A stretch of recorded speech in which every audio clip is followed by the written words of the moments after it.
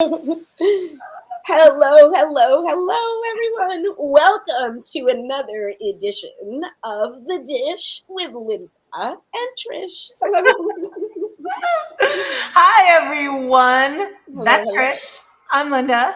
This is Linda. That's Trish. And welcome to your December 12th, 2024. And 12 and 12 make 24. So, needless to say, we're in it. It's like 24 and 24, Yeah. which is 6. Which is 1, 2, which is 3, 4, 5, 6, 7, 8. It's like the rabbit hole of numerology. That's like my OCD thing, like for real, is numerology. Like I will always break down. You guys are about to, here's a weird thing about me, everybody, that you may or may not know, but I will literally break down every number into its like numerological form, which is like its single digit form.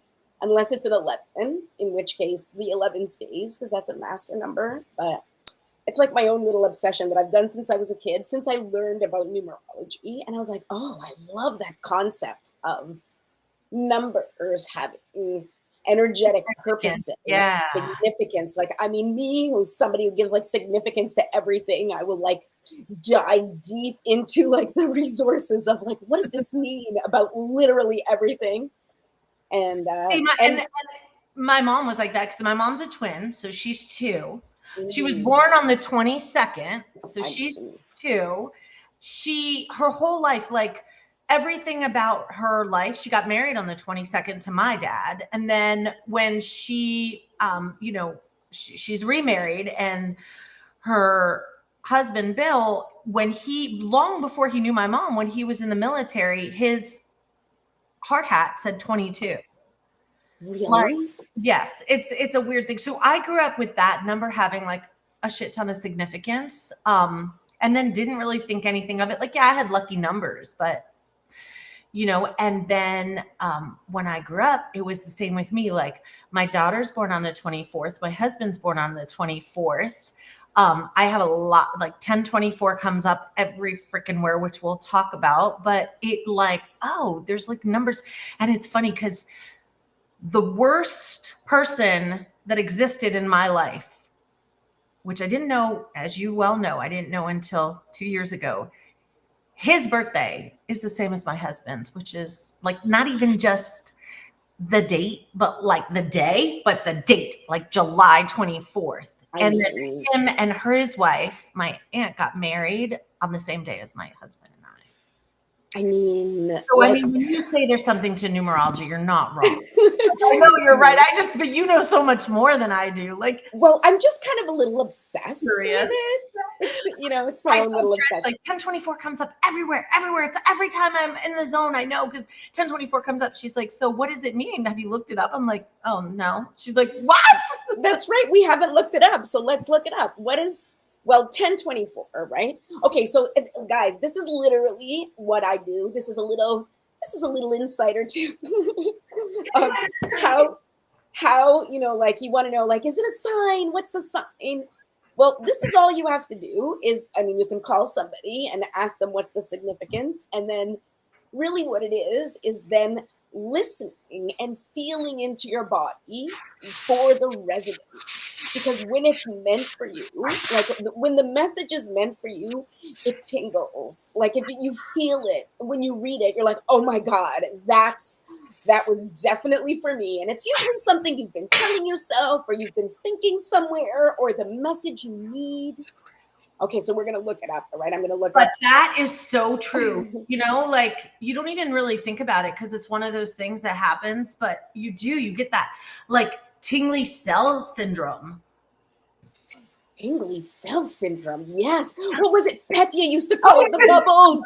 Bubbles. It was champagne bubbles. Bubbles in your cells.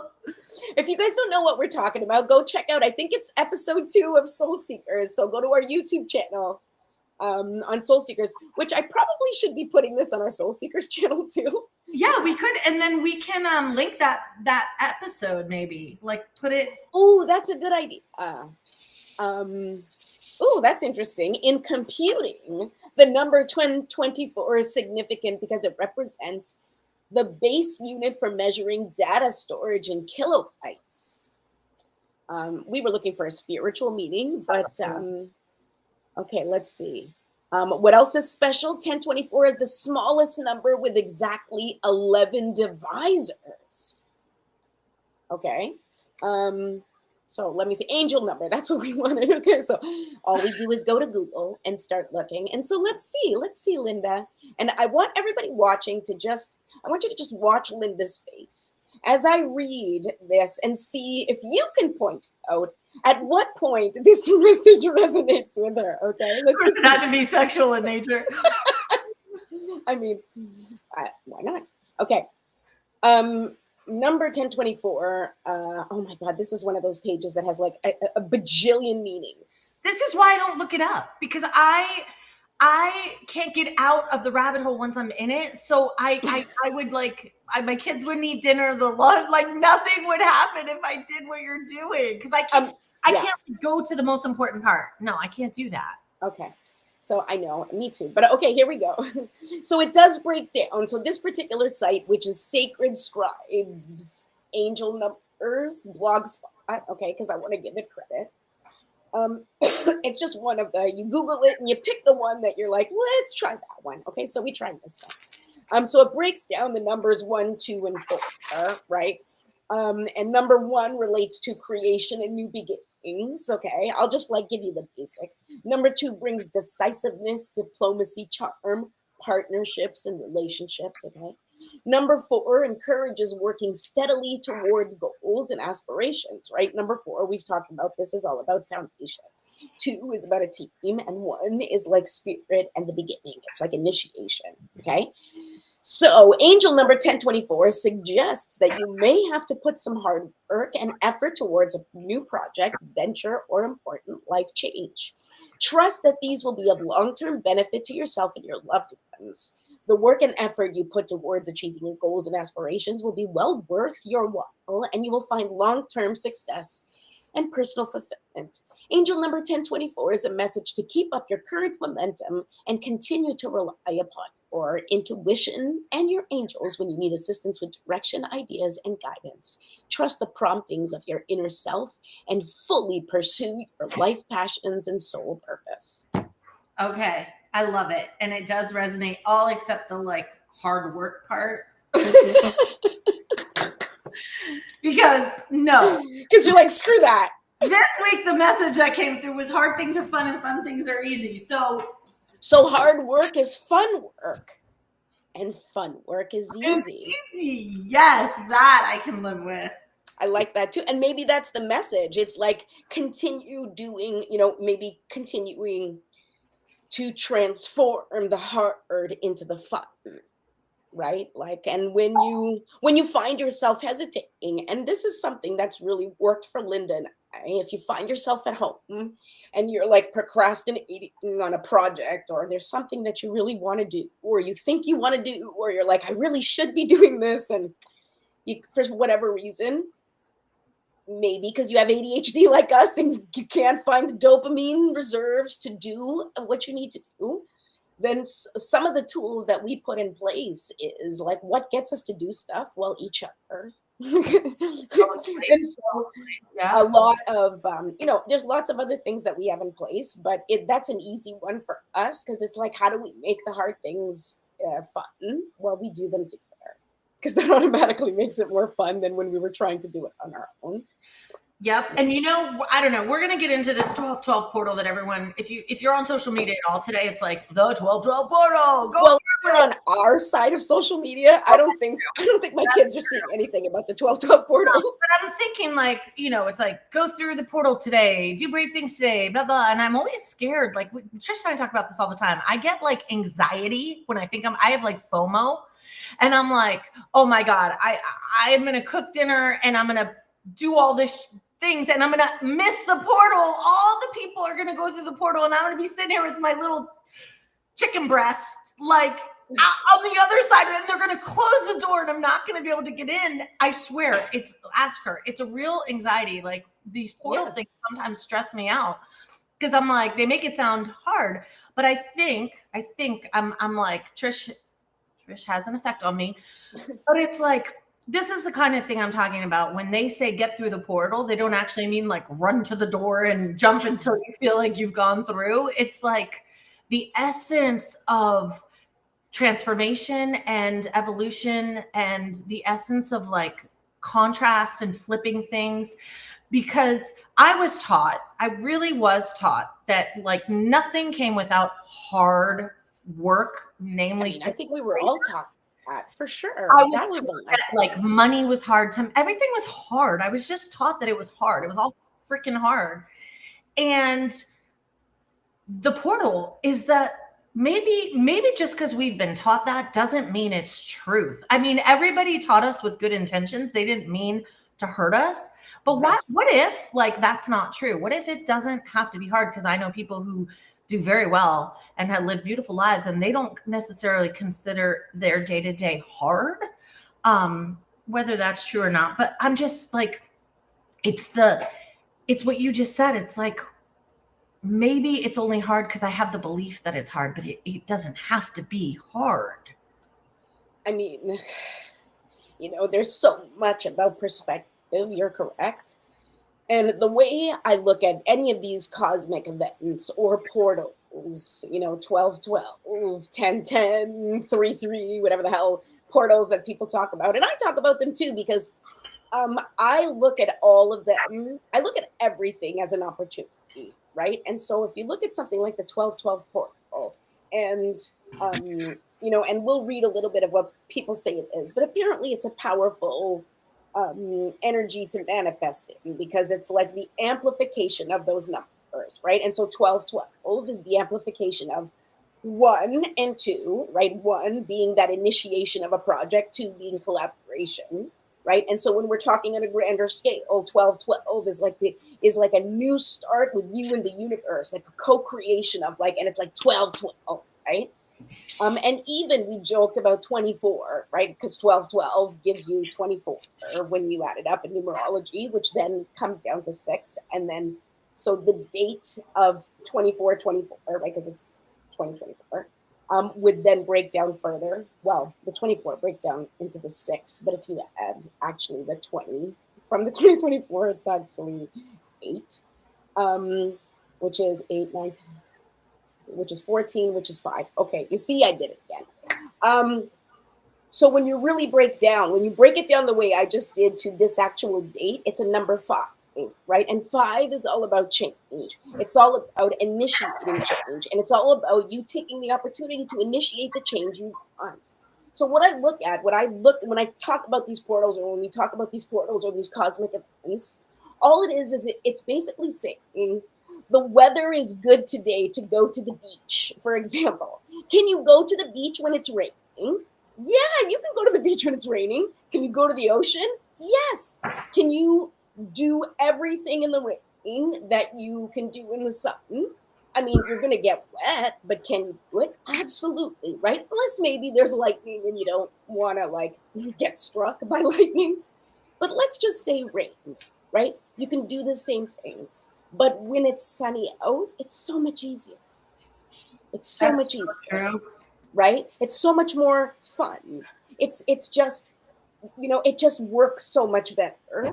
And I think that's what these portals do, and even when we talk about Mercury retrograde, which is present, and which affects communication and relationships, and Mars retrograde, which is happening presently, which is all about sort of fighting for what you believe in and reflecting on sort of that fiery part of your personality and that communication part of you in your life. These are all opportunities to reflect, and they give you the opportunity to, if you choose to take it, to be like, hey, like all of this energy is sort of you pushing you in the direction. Just like if it's raining out, it may push you in the direction to stay home, wrap yourself in a blanket and read a book, because that just might be the energy that feels best in the rain, right? It's like that cosmic alignment. It's the thing that feels easiest or best in that moment, right? Not that you can't, read when it's sunny out, like you can curl up with a book when it's sunny out too. but there's just certain energies that make it more favorable or make it feel a little more fun or a little more easy.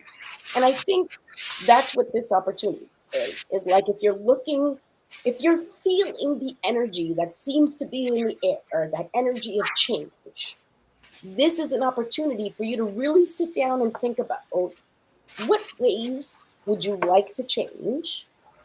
What is really in your capacity? Like, do you have the capacity to make the changes you want to make?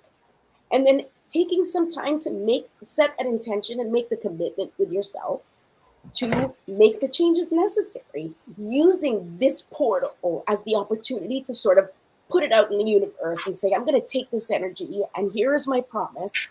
I am going to show up fully in the authenticity of me. And then you got to show up and do it, right? Like, well, like and like sometimes when I think of, like, I'm interested in all these portals, and I'm interested in the quantum and the invisible things that I think are the most important things. Like, it's definitely, don't call me. My mom just said, don't call me. But okay. She just called me. But here's the thing, like, sometimes we're so overwhelmed. Like, it sounds like something that I need to do on top of something else. And I'm looking for like this huge purpose. When I think portal, I'm thinking like, oh my God, life purpose, right? Like, I don't have time right this minute to sit. And sometimes I'm like, okay, can the portal that, just tell me what to make for my kids for lunch tomorrow, please. I would like, if my portal could help me make dinner tonight, perfectly honest, that would be huge, Or if the portal could like step us into just that could somehow create all of the meal prep for us and just tell us what to do. Yeah. So we don't have to decide those things. Like HelloFresh. Like a spiritual HelloFresh. A spiritual HelloFresh for sure. I know you get that subscription, right? Sometimes, and honestly, I talk to my husband about it all the time, trying to convince him to get it, because it sounds like one less step for me. Plus, it's the decision-making part for me that's a pain in the ass. Like, listen. I gotta, before I can even start, I gotta like go through. I have a chest freezer that's huge. You could fit like a person in there in my garage. You've seen it, and it's full. And there's like this overwhelmingness to, first of all, if I don't plan the night before, I don't remember to take it out in the morning. If I don't remember to take it out in the morning, it's not getting made for dinner. And then then I start all over, like the food that I bought at the grocery store to make that can now not be made. So I have to go back to the grocery store to buy new food to make because I need the thawed version of that meal. And then I make a new meal every day until the day in which I remember to take that out of my freezer. It's like a deep, dark hole. The struggle is real. And for anybody who's wondering, like, okay, it's 2:00, and why is Linda actually prepping dinner at lunchtime? But it's because my kids' schedule is so crazy. It's not that we eat this early. It's that I kind of prep everything while I have room, because once they get home and once we have to get back in the car and drive to all the activities, like, I can't pull it off if I don't take advantage of it. Yesterday, I did like half the dinner. We had a jazz concert. Alexander had a jazz concert yesterday. And so it was like, I had to prep half the dinner before we left, because I was like, if I leave it till when we come back, we're going to be eating dinner at 10:00 at night. That's what happens. And so I was like, okay, let me just get, like, I got the rice done. I like chopped up the vegetables, and all I had to do was when I got back, cook the chicken and do our thing. But I will tell you, not that we're not endorsed by HelloFresh or anything, but those meal prep, and I had tried it before and it didn't work for me, but now starting it again with the intention of, and a very clear plan of how I was going to do it. I had to like integrate the habit of like, going into the fridge and grabbing dinner and prepping it every night. And HelloFresh helped me because I didn't have to do the decision part. I only had to do the decision part once a week. And it's not like I had to, because plenty of people, and look, all you beautiful neurotypical people, Oh, I am so jealous on so many levels that this probably sounds like the most ridiculous thing that I can't like prep in advance or organize in advance, but it's just not how my brain works. And so that being, fully accepted and embraced by me after many years, what I needed to do was find an accommodation, right? So like, how can I reduce the overwhelm, reduce the decision, like the analysis paralysis and all of the, what was it, decision fatigue, like what are we doing for dinner? What are we doing for lunch? What am I doing for this? So I started to do the HelloFresh 2 to 3 days a week, so that at least I would have those meals made, and then between leftovers and stuff like spaghetti and meatballs or things that I always had as quick prep, I was able to get into the habit of knowing what I was going to do, or I only had to decide like 2 nights of the week, which made it really, really easy because it wasn't like I got overwhelmed with, well, if we have spaghetti and meatballs tonight, what are we going to have tomorrow? And then what are we going to have the next day? It would just be like, oh, we finished our HelloFresh meals. Oh, I guess it's spaghetti and meatballs. Or, oh, I guess we're making tacos. Because No, there was only like 2 things left. Exactly. Exactly. And that variety also made it easier. I mean, made it more fun for the kids because then it wasn't the same things I was making all the time. It's like the HelloFresh stuff, which is stuff that I don't normally cook. It's like a little bit more of that Asian flair. It's a little, and I do a lot less order in of food. Oh my gosh, that like stopping on the way home because it's just easier that way. Yeah. When we're heavy into basketball, I tend to do that, and it's like I hate it, and I don't have to eat, and I don't. But it's so funny because there's nothing I feel better about than making like dinner times too, because I'm already making it anyways. So I'll like double the dose, and then to know that like I have a ton of leftovers to put in their lunch the next day. Yes. When I wake up on those mornings, it's like it's like spiritual. I'm like, oh, I am loved. And I don't have to think about it. And I'm sure there's somebody out there going, then why don't you do it? I said somebody, that somebody is my mother. My mother going, well, then why don't you do it every day? I don't know. I don't know. I wish I could tell you why. It is so hard. But it's just not how my brain works. That's so funny. Until it becomes a habit. So now everyday dinner is no longer a stressful thing in my house because I have those HelloFresh meals. And on the other days, I have stuff that's easier to prep that I've already like now had certain things that go in rotation as my like backup or my boxed meat. I mean, they're not boxed meals. They're just like the ingredients for people who don't know. They send you all the ingredients, and so there's no wasted food, right? Like going to the right amount. Exactly. They send you exactly what you need for the recipe, which is the key for me.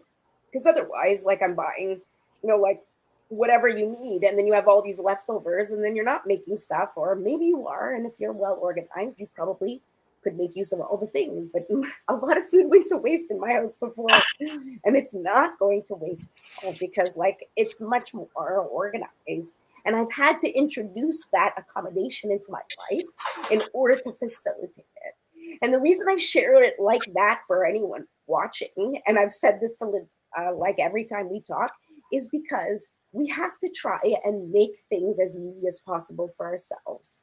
And the only way to do that is to really accept and understand what is hard for you and not beat yourself up over the fact that it's hard for you. It just is. Whatever it is. It's hard for you to make a phone call. It's hard for you to talk to somebody. It's hard for you to have a difficult conversation. Whatever that might be, you can admit that it's hard for you.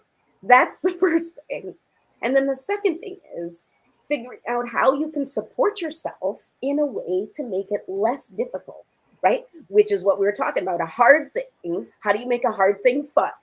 And the fun thing becomes easy, right? So that you can figure that out for yourself. What is going to make this hard thing that I don't know how to do? What might make it more fun, or what would make it easier?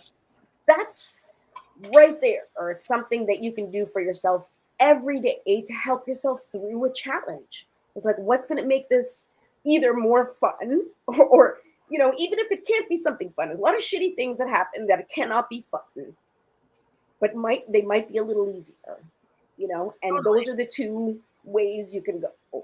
And And also, you know, if I'm going to go into this 12-12 portal with any kind of energy, it's going to be the energy of graciousness. Because I'll tell you something, you know, no, I'm not making like gourmet meals necessarily, although I cook really well, but like sometimes I'm just like, this is rosemary chicken thighs. We only thawed out 2 steaks, so it's not enough for all 4 of us. So I had to supplement. So I took out 4 chicken thighs. So we're gonna have like 4 rosemary chicken thighs, 2 steaks, and a partridge in a pear tree. This is such a cool recipe. So I learned it at Thanksgiving. I don't know who's already known this, but now my family's obsessed with it, and it's actually quite easy. So because potatoes, like fresh potatoes, I'm not a mashed potato or a girl, and I don't know how to I don't baked potatoes take forever. But with this, you just peel them, although you don't have to, but I do. And then I take a mandolin and I like really quick. Usually Tex does it, and we just mandolin the crap out of it. And then you take a muffin tin and you stack the potatoes.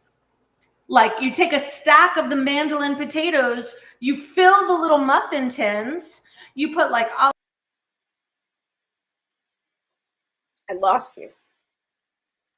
Was it just you, or did onion we powder. go down? Did we go down? Oh, I don't know. You're back. Okay. So you put them in muffin tins. This is obviously a very important recipe that they're trying to stop from us communicating. It's not. It doesn't belong in the portal. Yeah, you just put it in the muffin tins. You take a stack of what you sliced thin. Yes. Put a stack in each tin. You put olive oil, rosemary, whatever spices you like, and you bake it. And then you get like a stack, and it's phenomenal. And I don't have a mandolin yet. I mean, you can thinly slice it, but yeah, that sounds amazing. So fast. But what I was saying is like the graciousness of, you know what? They got a hot meal. They got a home cooked meal. They had people to sit down with. Yeah. We were able to pay for the groceries. Yes. And they went to school. Like maybe today I did good. Like it's okay, you know? And today you did the best you could. And every day we do. And that should be an everyday portal that you freaking go through. Like yeah. Momming is hard.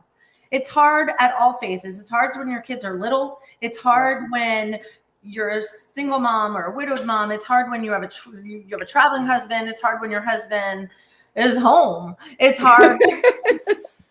Ask all the retirees who are now home with their husbands. It's just hard. And that was a joke for the older crowd. That's for the boomers that are watching right now. We're on Facebook. It's good. Exactly. Instagram. Oh my goodness. It's, you're absolutely right. But I think the best for me, like hard things feel easier with you. And I think it's because like, I don't know, to me, there's something, especially our friendship, like it brings out the little girl in me, the little Linda that like, she wasn't, being little wasn't exactly like the best part. But it is like I feel like she gets to come out and play when you're around. Well, it's like a little bit of that silly part that because we don't judge each other's silliness. And I think that's, and we're here to show you that you can be, honestly, I have to tell you something. I'm telling all of you this something that I realized, okay, because I was going to come on today and I was going to do my reading, like one of my card You still can. Yeah, I mean, but like, I just wanted to show up and, do what we do. So if we can do it together, even better, right? But I was going to come on and do my card reading. And then I went on to Facebook and I went looking and I saw like our first show of the dish and the ridiculousness of how we opened it up. And I was literally watching and I'm like a Muppet when I'm with you. Like I'm literally, which Scott used to say I was like a Muppet all the time. He used to think I was Janice. Okay, there you go. That's my Muppet impression. Anyway, but I'm not that way when I'm by myself. I'm much more serious and like composed and much more of a host. And so I pulled cards today about, like doing this, and the card that came up was joy, right? And the first Awesome. the first thing that I thought of, it was like the message was just have fun. And I was like, well, if I'm going to have fun, it probably needs to involve Linda on some level. That's so awesome. I love that on every single level, and I look at the things I'm attracted to. And even though I love like the content that teaches me things, I also usually only take it from the people who have fun delivering it. Yes. Oh my God. There's like a horoscope guy that I love so much that I follow. I need to give him props. And like shout him out, but he's so awesome, and he's always like throwing the camera right in his face, and he's like, this is a real shit show, and he's like talking about a horoscope. Okay, if I find him, I promise I will show it. And now you guys just saw an example, and I was like, he makes me laugh. And that's exactly it. It's like a little bit of ridiculousness, and he speaks to me. There's probably other people who see him and they're like, oh, that guy's the worst. I'm sure there's people looking at us right now going, oh, those two are the worst. Yeah, all the people who pop in and pop out, pop in and pop out. That's okay. We're not for you. That's all right. But we're for you who's watching, because I see that there's some people watching, and I want to say hi to our loyal watchers. And don't forget that you can subscribe to us on YouTube. Well, right now you can subscribe to me on YouTube at Me First TV. And Linda, we should put yours on there too. Your YouTube, Life with Linda. Isn't that on YouTube? Life with Linda. Yeah. Yeah, Life with Linda's on YouTube. And Me First TV is my YouTube channel. And I'm going to start throwing these shows onto Soul Seekers. We just haven't done it yet because it was that impromptu when we started doing this show that we decided 2 mornings ago that we were going to go and do a show together. And yeah. I love it because the dish of real life is like this, and infused with all the stuff we love, infused with the personal development, infused with the spirituality, infused with a sharing of our gifts and talents, is that we do it amidst a real life that isn't perfect. And that's like where I think some of us get lost. I could speak for me anyways. Like that's where it's like, Trish and I joke about this all the time. If I had a week off to go somewhere by myself to a spa retreat on a mountaintop where there were like, no one. I always talk about doing yoga on the mountain. And it's like, I'd be amazingly peaceful if I could do yoga on the mountain every day. Like I might download some real important shit that week. But in the meantime, yesterday was so funny because I tried to go live. I did go live. I didn't try to go live. I went live, right? And I'm in my groove or whatever. And I'm just glad because I'm doing it. I haven't missed a day. I'm proud of myself. And I finally find like a window. Dylan's downstairs playing like his little indoor hoop.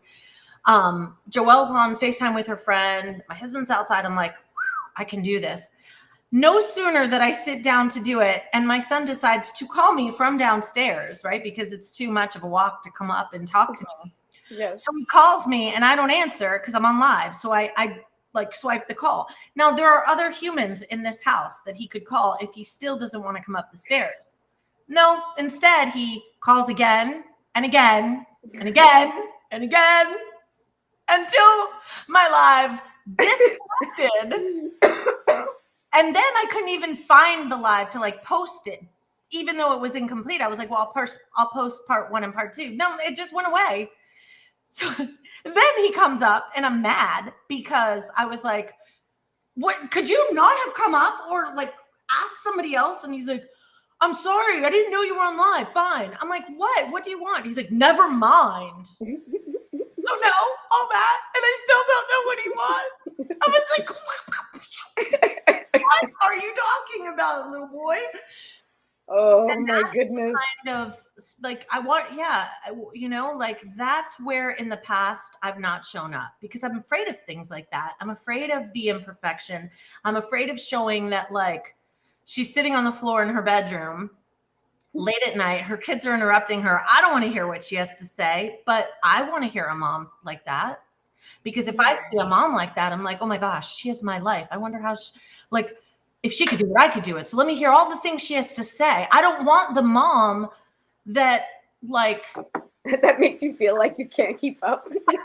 yeah, So I have been able to show up in the way that it just is right now, because if it can help, if I can impact, if I can influence, and people can look and say, that's where I'm at right now.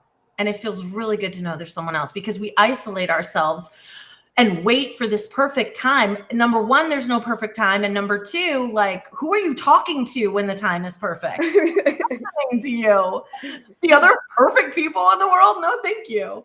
I like that. The other perfect people, for sure. And I think that, more and more, it's becoming clearer to me that it really is about just making the best of the present moment, because we have no idea what's coming. I think that for many, many people, COVID taught us that, where it was like such a crazy thing that happened to us collectively, that we can all go back and be like, wow, that was like, everything changed from that point, because we all realized that anything can really happen. And that's scary, but it can also be liberating if you use it as a liberating perspective, right? And that's like anything can happen, right? Just like anything terrible can happen, anything miraculous can happen. And, it's important to remember that when you're going through challenges, like roller coasters are up and down, right? It's not just going to be like a big crash to the bottom. So make sure that you're like coming up for air and grabbing like the good stuff that still exists in your life, reaching out for friends, reaching out for connections, reaching out for the things that bring you joy, even in your quiet moments. If you're someone who used to read, it's something that's very present for everybody coming up. I think that we're all doing a little bit of our inner child work, and on a global scale, we're seeing sort of like all of our inner children come up and express themselves in all the ways and all the emotions that children do express themselves. Like, that's why we're seeing all that volatility. We're seeing all the wounds come out, because it is our wounded selves that are asking to be seen. And once we can see that, and we can take like the good parts, and we can embrace the hard parts, and just know that that is part of our journey, and move forward in the knowledge that it's a part of who we are, and we can make different choices in the present moment that will positively affect the future, right? We can't change anything from the past. It is what it is. And you and I talk about this too. Like, we forget that if we change something from our past, we take away from the who we are now, and the who we are now is what's needed, because that's who, like, so instead of changing our past, it's like, what is this? How does this serve the greater good? How does this serve my greatest good? Like, who am I now, and what did I go through? Why did I go through it, and what did I learn that can help somebody else go through the same shit? Yes, or how can I use it to empower myself? Like, whatever you've gone through in your life, you've survived. Even if you are barely surviving through whatever you're struggling with, you're still here. So there's always a chance. And actually, I wrote a post the other day, and I didn't post it, and it was like, there's always a chance. And when there is no chance, there's always a choice. And when there is no choice, there is always faith. And that's beautiful. Thank you. I literally and it was like, there's always a chance for things to get better. There's always a chance for things to shift in the direction of what you're hoping for. And if you get to a point, right, where it's like, there's no more chance, where, we got that way when Scott was sick. And I use that as an example, because it's like, let's take it to the worst scenario, right? There's always a chance. We kept thinking there was always a chance he was going to make it. And then there was no more chance. We had a choice. We had a choice to face it with dignity, with hope, with love and compassion. And we did. And he had a wonderful end of life experience surrounded by his loved ones. And then what happens after that, right? It's like, when there's no choice, right? There's no choice. There's faith.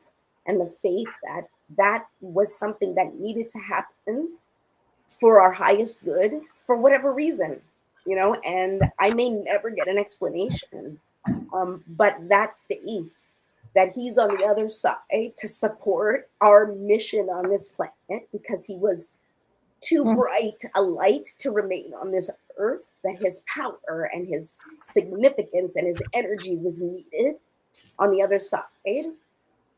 I like that. And that's not hurting anyone, that perspective and that faith. That only supports me. That only supports my children. And hopefully it supports other people to look from that perspective and be like, what story can you tell? We tell ourselves crappy stories all the time. All the time we have negative stories and negative things that we hang on to. So what positive, what uplifting story can you tell yourself about your terrible circumstances that will help you heal or will help you get through them a little bit easier, right? If I decided to look at Scott's death as just like fucking life sucks and you deserve to be miserable and without your love, well, then I would probably launch into a depressive episode and probably not make it, right? Like that's like if I chose to look at things from that perspective, it could be the end of me as people know me, right? But to choose the other perspective, that there's some divine purpose, that there is some reason that we're meant to be connected in this way, well, that means I can get up. That means I can be out there and shine my light and feel good about myself and this terrible story. I encourage you to do the same. Tell yourself whatever ridiculous story you need to accept the shitty things that happen in your life, because no one can take that away from you. No one can take away your crappy stories that we tell ourselves every day, but that also means no one can take away your good stories that give you hope, that give you motivation or inspiration to keep going. So I encourage you to be delusional if you need to.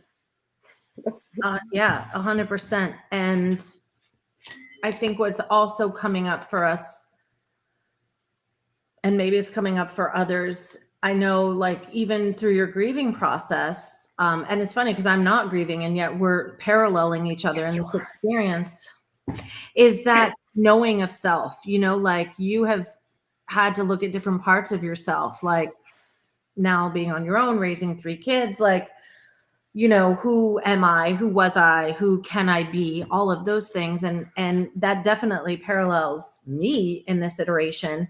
But I also am feeling like the more I go,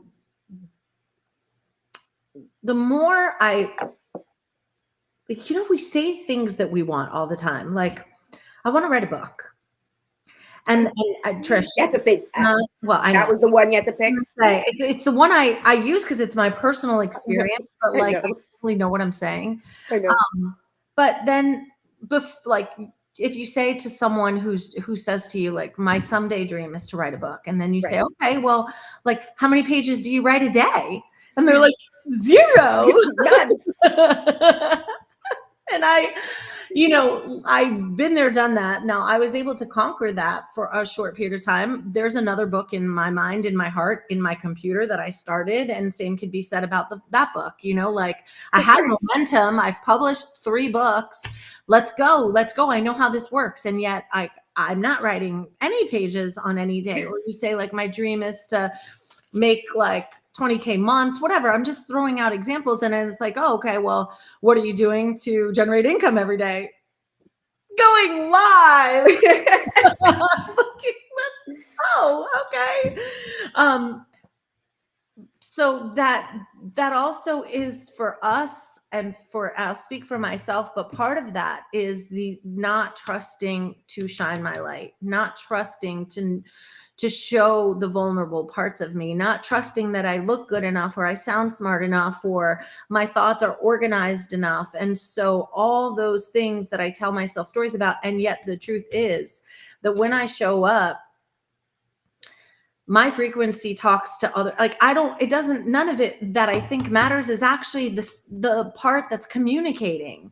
Part that's communicating is the nonverbal part, or the vibrational energetic part. And so if I didn't show my face, or I showed my face pretty, or I showed my face, messy or whatever, like it doesn't change the energetics of the message unless I allow it to, unless I make it me. And the more I find that in gaining this momentum and going live every day, what I'm finding out is like my message is becoming more important than what I think like my mess is. And I'm starting to say like, oh, my mess, your mess, our mess, like I'm in the shithole, you're in the shithole, we're all in the shithole. Yay! And you start to hear from people like, oh my God, you too. Oh my goodness, 100%. Me too. Like, I think it's important that people see what's really going on. Like, I think it's like, I think part of us, we talk about sort of like the veil, as being lifted. In the cosmic sense, they say that we're, sort of the veil is thinning between us and the other side. But I think the veil is thinning between our masks as well. Like we're starting to see through the masks. And so the veil is thinning of like what we think is happening with people and what is really happening. And I think it's important to show up honest and vulnerable and authentic. And in those honest and vulnerable and authentic interactions, I think that we can give each other the support that we need to get through these really hard times, because they are hard times, but they don't have to be hard all the time. They can definitely be fun. I agree. And I think we need more evidence of that. We need more people to like be willing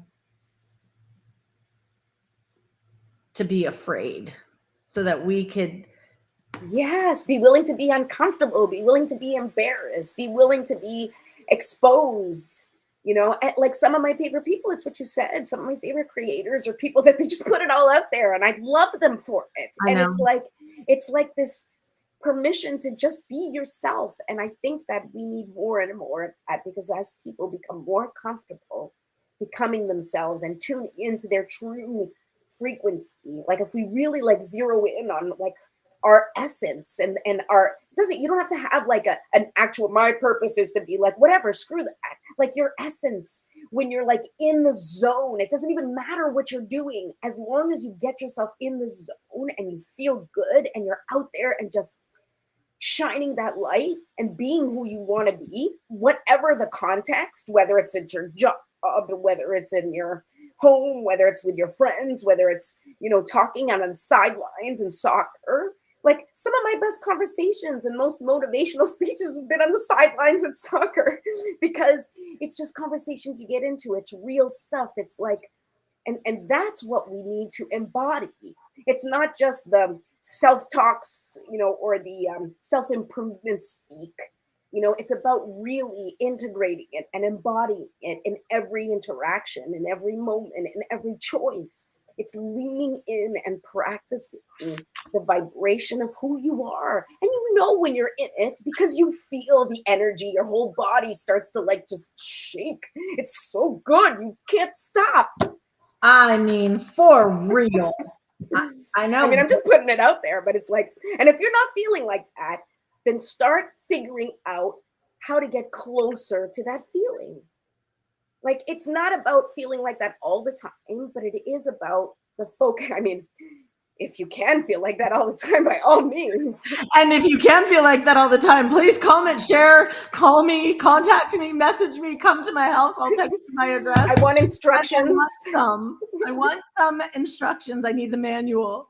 But in the meantime, we're going to keep showing up here and giving you the best of who we are on that day when we show up, and sharing our stories and giving you those little tips and pieces of advice that we give each other every day. And, if you guys need support on your journey, please, like, go buy some of Linda's books, because they're awesome. Okay. Come and connect with me through social media. Go to my YouTube, go to my Calendly link and book a session with me. Yes. Let's get you on target. 2025 is coming fast. And this is not about making you feel rushed or pressured. but it is about you feeling excited for what's coming next. Let's move in the direction of excitement, because that is bound to bring some miracles. Yes. And also, I want to just end on this, or my end on this. You can.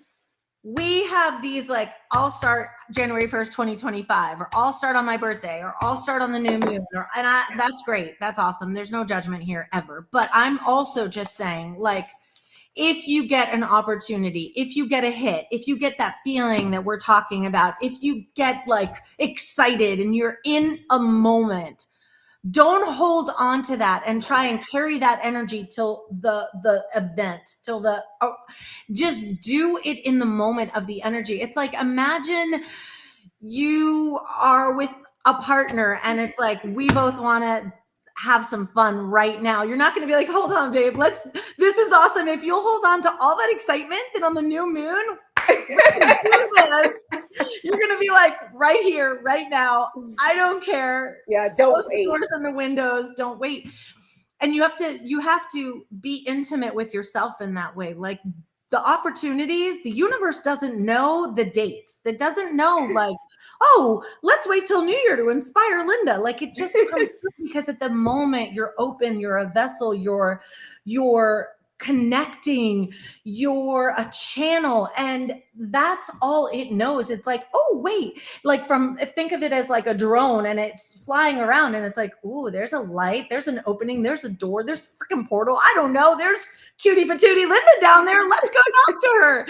And it comes down and it like taps you on the shoulder and you get the zingies and you're like, ooh, I just got it, Trish and I call them downloads, whatever.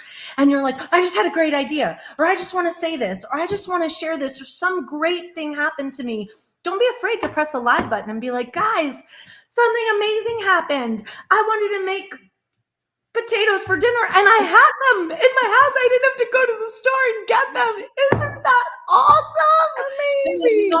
Celebrate, because the rest of us listening are like, that's actually really cool because we get it. So although the New Year is coming, and a lot of you, I feel like a lot of us at this time, we like reserve it for, I'm going to start the new year so strong, but there's nothing to say you can't start the momentum now, because momentum takes time to build and it has a compounding effect.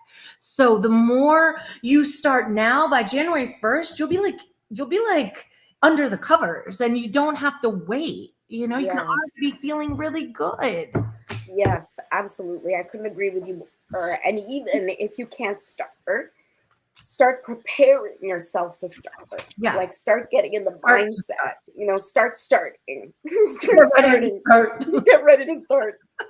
Get ready to be ready. And that's what Abraham Hicks always says, get ready to be ready. Yes. Always be ready to be ready. Be ready to be ready, because when it comes, you better be ready. That's good. I forgot about that. I love that, actually. Yes. All right. So you guys share with us how you're going to get ready to be ready. And we will come back next time, whenever that time happens to be. We like to just be spontaneous. You never know when you're going to get a taste, but that's what's going to make you want to tune in whenever we come on. At least that's what we hope. That's the truth. All right. Have a great night. We'll see you guys soon. Bye.